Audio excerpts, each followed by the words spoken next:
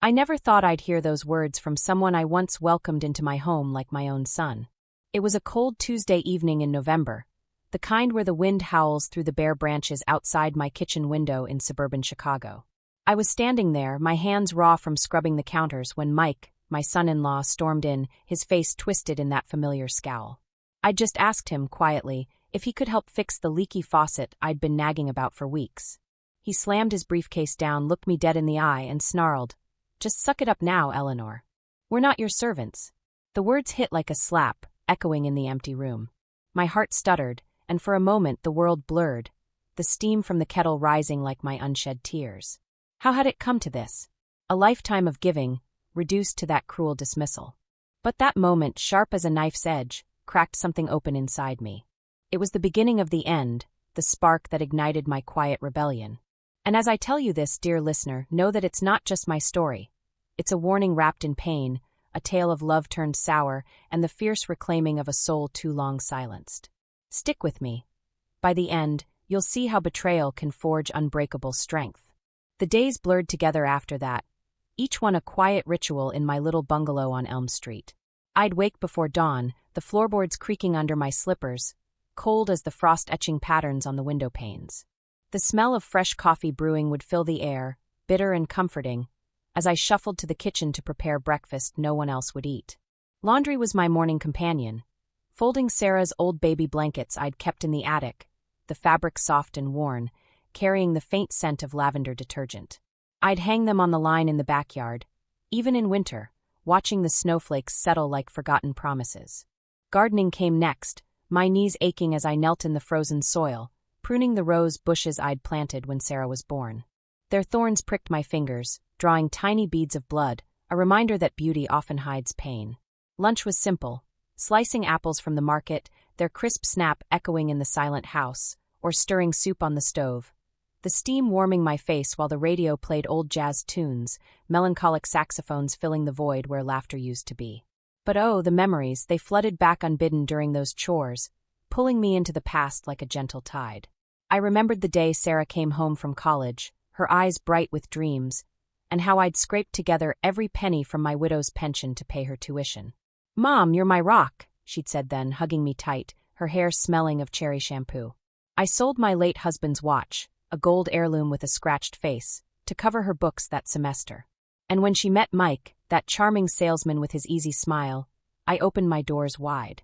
They moved in with me after the wedding, my spare room becoming their haven while they saved for a house. I cooked dinners every night, roast chicken with rosemary, the aroma wafting through the halls, ironed his shirts until they were crisp as new bills, babysat their dog when they traveled. Money flowed from my hands like water. A down payment loan for their first car, a check for Mike's business startup that never quite took off. "We'll pay you back, Eleanor," he'd promised, his voice smooth as silk. "Tomorrow," he said. Tomorrow never came. Tomorrow never came. I gave and gave, my heart swelling with the warmth of family, believing love was an endless well. Yet, as the years ticked by, the warmth faded, replaced by a chilling entitlement that crept in like fog over Lake Michigan. Sarah grew distant, her calls shorter, her visits rarer. "We're busy, Mom," she'd say, her tone clipped, as if my existence was an inconvenience. Mike was worse, his words sharpened over time, laced with manipulation. Once, when I mentioned the loan during dinner, he leaned back in his chair, fork clinking against the plate, and smirked. "You offered it, didn't you? Family helps family. Gaslighting, they call it now. Back then, it just felt like my reality twisting.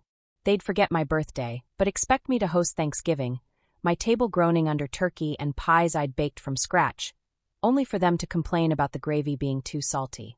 The in-laws joined in, Mike's mother, with her pursed lips, whispering about how I was clinging too much. Disrespect piled up like unpaid bills. Doors slammed in my face, my advice dismissed with eye rolls. And that faucet? It dripped endlessly, a constant reminder of their indifference, while they remodeled their own home with granite counters I'd indirectly funded. The pain gnawed at me, a deep ache in my chest that no amount of chamomile tea could soothe. Nostalgia warred with heartbreak. How could the child I'd rocked through fevers now treat me like a burden? Wisdom whispered that I'd enabled it, my sacrifices unappreciated, turning love into a weapon they wielded against me. Loneliness wrapped around me like a heavy quilt, but beneath it, a spark of dignity flickered. That night after Mike's cruel words, I sat in my armchair, the worn leather creaking under me, staring at the family photo on the mantel.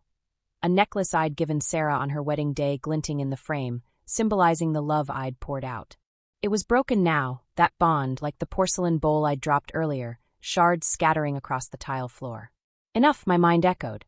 Enough. The turning point came quietly, in the hush of midnight. I realized their selfishness wasn't my fault, it was their choice. Calm washed over me, clear as spring water, decisive as locking a door.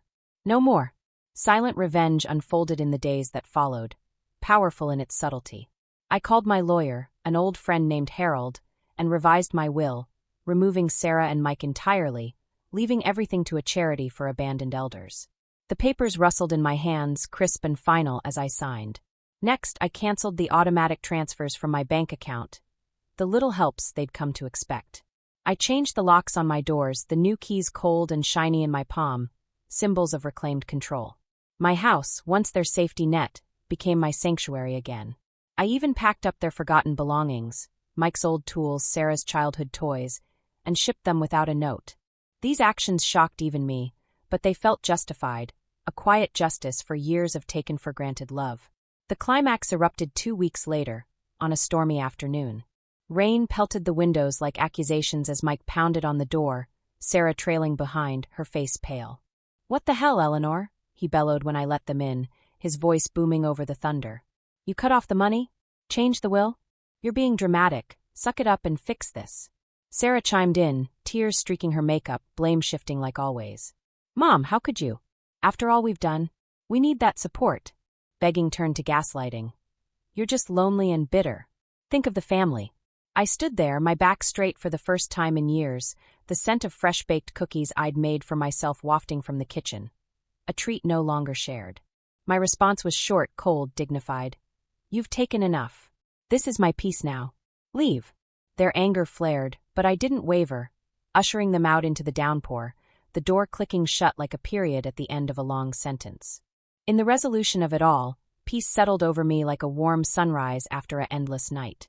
I watched from the window as their car sped away, the taillights fading into the gray. The house felt lighter, emptier but freer, an empty chair at the table symbolizing the space I'd reclaimed for myself. I walked to the garden, the ocean waves of Lake Michigan audible in the distance, crashing with rhythmic assurance. Flowers I'd neglected began to bloom again under my care, petals unfurling like my rediscovered independence. Folders of papers, my new plans for travel, classes, friends, sat on the desk, symbols of a life reborn. The pain lingers, a scar on my heart, but it's overshadowed by empowerment. I've learned that dignity isn't given, it's guarded with boundaries. Letting go isn't defeat, it's karma's gentle hand, restoring balance. To anyone listening, remember, sacrifice without appreciation is theft of the soul. Reclaim yours before it's too late. Live with the wisdom of waves that ebb and flow, but always return to shore.